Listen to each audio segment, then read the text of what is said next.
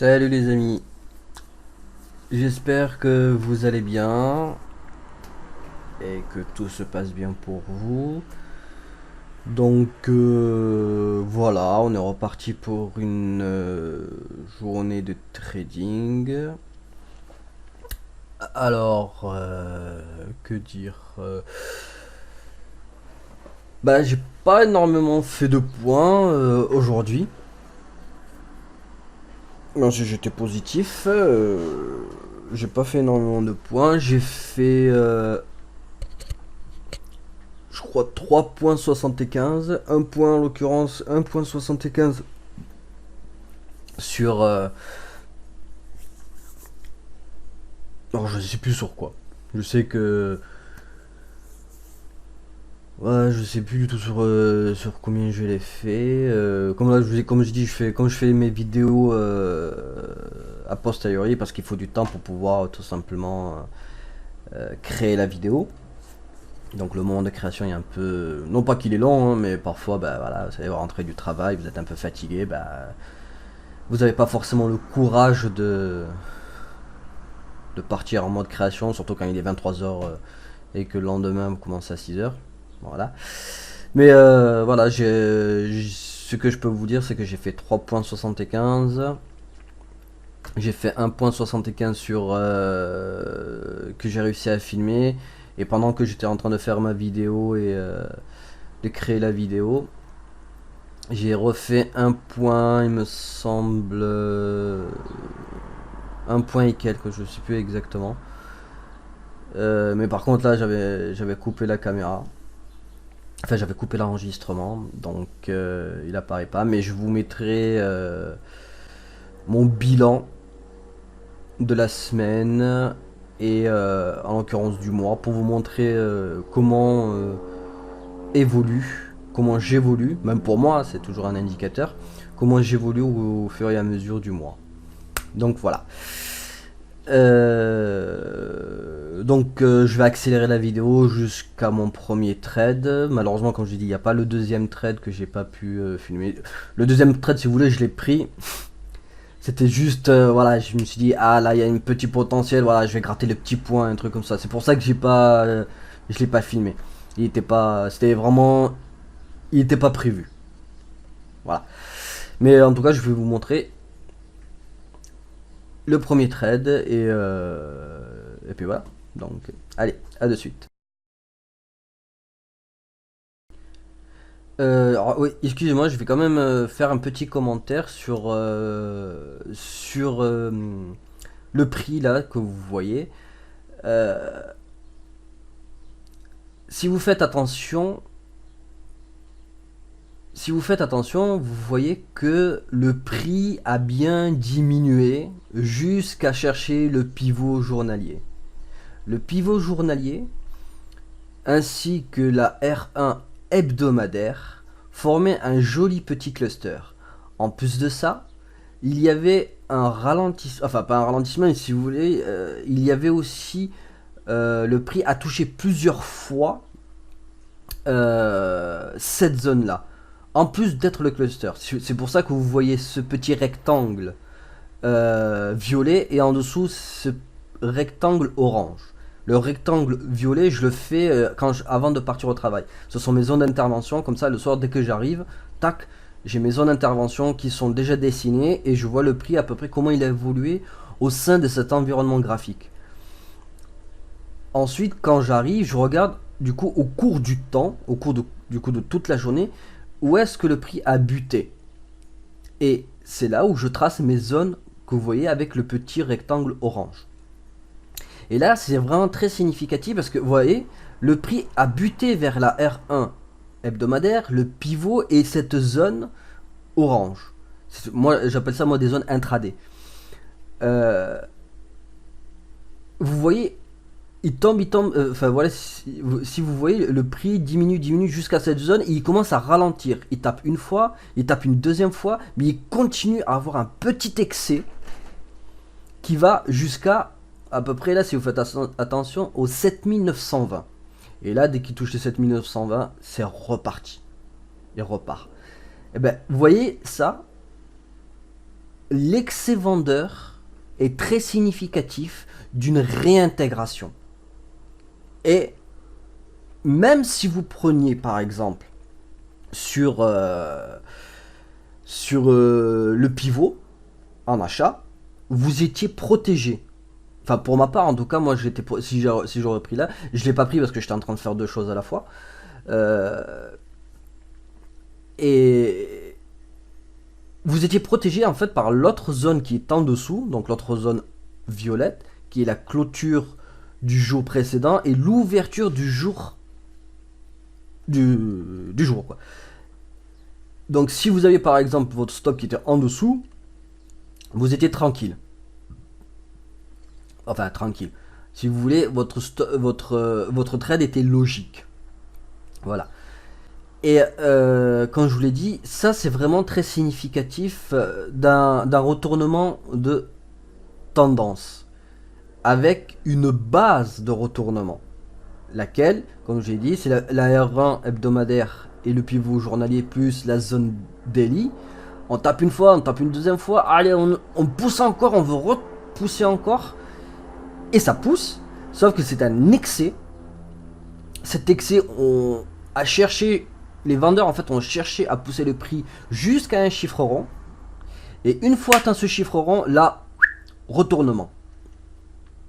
Cette base de retournement, elle est magnifique. Elle est magnifique. Et là, on se retourne. Alors, on attend un peu, on stagne encore un peu vers du coup la zone R1 hebdomadaire et puis vous journalier. Vous voyez, pourtant, on est bien, on est toujours baissier, hein. On a la VWAP qui est au-dessus du prix. On a la Kejun et la Tenken qui commencent à se croiser. Là, c'est même pas qu'elles se croisent, elles fusionnent. Et tout ça sont vraiment des indicateurs qui sont... enfin, des indicateurs. Des indices. Voilà, ce sont plus des indices qui montrent un retournement. Enfin, qui montrent un retournement, pardon. Qui montrent pas vraiment un retournement, mais que la tendance est quand même très baissière. Mais voilà, on commence à retourner vers ces zones-là.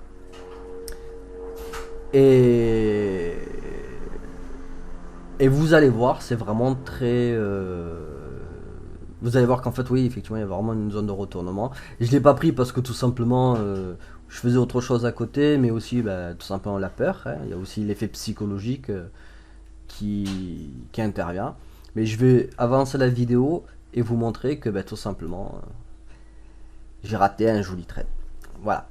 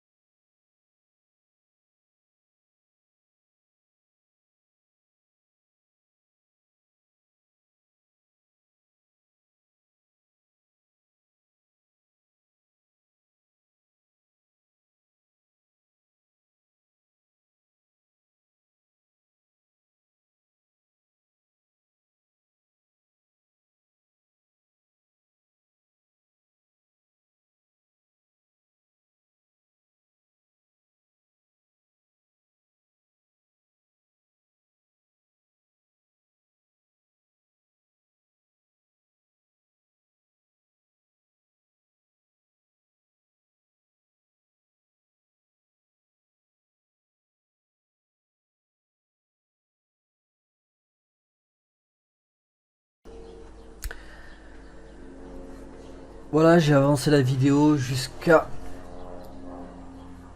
au point où j'ai pris mon, mon autre trade, enfin mon premier trade. Du coup, j'ai pris une vente sur une zone intraday qui est la zone des 7900 950, voilà, ouais, 950 945, ouais, 950 940. C'est une belle petite zone. Du coup, moi j'ai pris à 946. À 946. Excusez-moi, j'ai ma fenêtre qui me déconne, qui fait du bruit. Et donc voilà, ouais, j'ai pris dans cette zone-là. Là, j'ai cherché à gratter un peu plus. À gratter un peu plus, mais bon, j'étais assez confiant parce que c'est quand même une zone, comme je vous l'ai dit, 5 minutes. Les zones 5 minutes sont des zones vraiment intraday. Encore une fois, qui fonctionnent quasiment 80 à 90% du temps. Mais bon, il y a toujours, il y a toujours 10% qui. Enfin voilà, si vous vous trouvez dans les 10%, bah c'est dommage. Hein, voilà. Enfin bref, on s'en fout de ça. Du coup, oui, voilà, je n'ai pas coupé à ce moment-là à 2 points. J'essayais vraiment de viser éventuellement la middle R1 journalière, voire un retour sur la VWAP, ou en tout cas vers le pivot 4 heures ou la médiane 4 heures. Ça aurait été vraiment cool, ça. Ça m'aurait fait 9 points, j'aurais été plutôt, ouais, j'aurais été plutôt cool, ça aurait été plutôt bien. Donc voilà, c'est pour ça que là je le coupe pas. C'est pour ça que là je ne le coupe pas. Encore une fois, c'est une bonne zone. Je peux, j'ai toujours une zone au-dessus de moi qui est, alors là comme ça, j'arrive pas à voir. Je crois que c'est le plus haut du jour précédent, la middle R2 hebdomadaire. Il y a aussi la R3 H4. Donc il y a toujours cette zone là. Si éventuellement d'un coup le prix commençait à partir, je pourrais toujours moyenner. Voilà, je pourrais toujours moyenner vers cette zone là. Donc reprendre une autre vente avec une plus grosse quantité pour pouvoir du coup baisser mon PRU. Mais bon voilà, ça c'est pas fait. J'ai gratté les 1,75 il me semble. Puis voilà. Non, là, ouais, vous, là, vous avez vraiment un stop qui est vraiment bien. Hein. Enfin, qui est un stop qui est vraiment bien. Là, c'est un trade qui est vraiment, qui est, euh, qui est correct, qui est vraiment correct, qui est plutôt correct. Hmm. Alors, comme vous pouvez voir, là, il y a un retour vers mon prix de vente. J'ai pas voulu couper. Je vais attendre parce que comme je vous l'ai dit, je veux gratter un peu plus de points. Je ne veux pas rester seulement à 0,75. Je trouve ça. Je suis toujours en gain, hein, attention, hein, je suis toujours en bénéf. Même à un point, même à 0,75, je suis bénéf. Mais voilà, comme je l'ai dit, je cherche vraiment le petit. Pas le petit point, mais vraiment le 1, 2. Ouais, 2 points, franchement, c'est l'idéal. Après, si j'arrive à faire 3, 4, 5, voilà. Et c'est dans ces moments-là que j'aime bien prendre des trades dans ces zones-là parce que parfois, si vous voulez, parfois il y a de magnifiques impulsions, comme vous avez pu le voir précédemment il y a quelques minutes avant, quand le prix est arrivé vers le pivot, vers ce petit cluster, il a quand même cherché il y a eu cet excès vendeur. Dès qu'il y a eu cet excès vendeur et que ça a touché les 7920, vous avez vu, il y a eu une impulsion quasi automatique sur les 7920. Alors imaginez-vous, vous prenez 7920 et vous êtes emporté, donc un achat bien évidemment, mais vous êtes emporté dans cette impulsion. Ben là, là, vous n'avez pas gratté. Enfin, au moment où vous allez clôturer votre position, imaginons que vous voulez juste un point. Ben cette petite impulsion, au moment où vous allez clôturer, ce n'est pas un point que vous allez clôturer, mais là, vous allez clôturer à 5, voire. Alors là, vu que c'est le Nasdaq, je sais pas combien il pourrait faire. Ouais, non, les petites impulsions du Nasdaq sont assez. Voilà, bon bref, au lieu de clôturer tout simplement à un point, au moment où vous allez clôturer votre position, vous l'aurez clôturé voilà, à 5 points. En une fraction de seconde. C'est ça qui est très intéressant dans les zones d'intervention comme ça. C'est que parfois, ça ralentit, et dans ces ralentissements, quand il y a vraiment des excès, quand il y a vraiment beaucoup d'intervenants, des gros poissons, j'aime pas dire ça, mais des intervenants qui ont un gros portefeuille, et qui peuvent faire pas forcément décaler le marché, mais qui peuvent créer un petit mouvement impulsif, bah, vous êtes emporté par eux. Vous êtes emporté par eux, et quand vous êtes emporté par eux, bah, c'est magnifique parce que voilà, comme je l'ai dit, là, le 1 point que vous cherchez, bah, il se transforme en 5 points, voire 10 points quand c'est vraiment, vraiment bien volatile. Et c'est magnifique. Ouais, c'est vraiment magnifique. Voilà. Je ferme cette petite parenthèse. Euh, Là, vous pouvez voir, bon, je coupe pas ma position, même si je suis négatif, c'est pas très grave. Comme je vous l'ai dit, j'enclenche toujours la stratégie de moyenne, la possibilité de moyenner. Donc c'est pour ça, ça m'est un peu égal que même si le prix commence à partir du coup vers ma seconde, la zone violette que vous voyez, c'est pas très grave. Donc c'est pour ça que j'attends. C'est pour ça que j'attends. Alors je sais pas combien de temps il avait duré ce trade. Pardon. Mais je sais que que le prix commençait vraiment à revenir. Voilà, donc.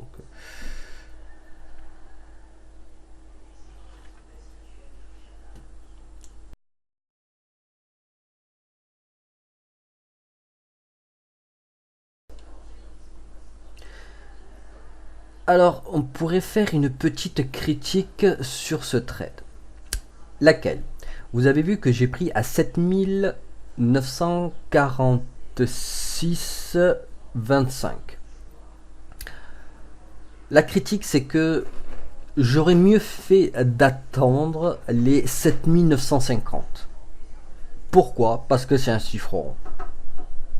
Alors, les chiffres aussi à base de 5, c'est-à-dire les 45, 50, enfin 25, 15, 35, etc., etc., sont aussi des bons chiffres. Généralement, ils sont même des pieds d'ancrage, enfin des billets d'ancrage dans les prix. Mais j'aurais dû vraiment attendre quand même les 7950 pour vraiment prendre position. Donc ça, c'est la petite critique que je peux faire sur ce trade.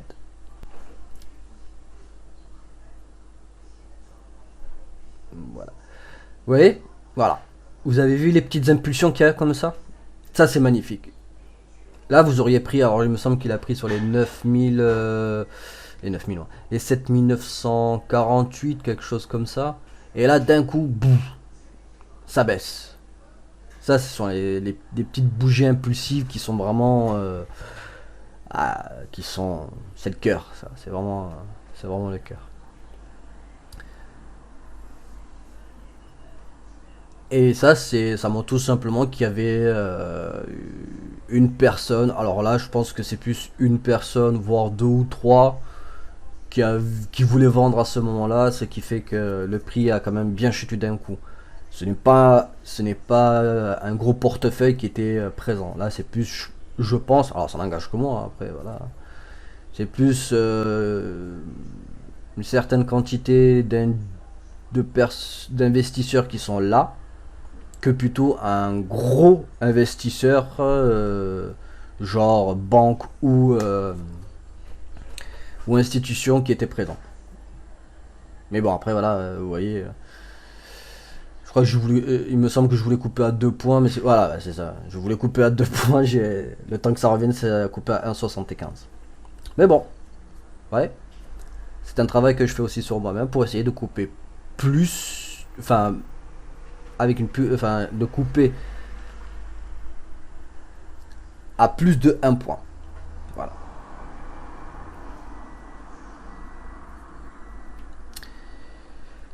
Donc voilà. Bon, sur ce, je vais vous dire à plus. Malheureusement, là, je ne peux pas accéder à la plateforme pour vous montrer en fait mes résultats de la semaine. Je pense que je vais les mettre soit dans une autre vidéo, soit je les mettrai dans la vidéo de lundi. Mais je vais quand même vous montrer mes résultats pour que vous puissiez au moins voir tout simplement le nombre de trades que j'ai fait dans la semaine pour un individu qui travaille à côté. Puis voilà, et vous verrez par la suite. Tout ça, ça va évoluer, j'espère. Donc si vous avez des critiques, faites-le moi savoir. C'est toujours bon à savoir, c'est toujours bon d'avoir un feedback, qu'il soit positif ou négatif, bien évidemment. Et Et puis voilà. Après, si vous avez des commentaires, d'autres choses à me dire, je suis ouvert à la critique. Sur ce, je vous dis d'être prudent sur les marchés. Profitez, profitez un peu de vous-même et de tout. Bon, bref. La routine, quoi. Allez, au plaisir. Tchuss!